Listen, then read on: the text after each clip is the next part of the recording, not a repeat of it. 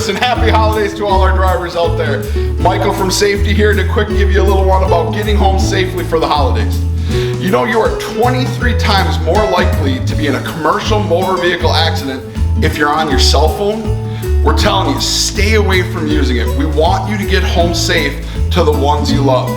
Take your time when you're out on the roads. We know that the traffic is going to be increased due to the holidays.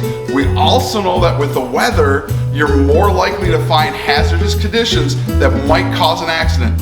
We want you to be with the ones that you love. Enjoy Hanukkah, Festivus, Kwanzaa, whatever celebration you want to celebrate. We want you to get there safe and sound.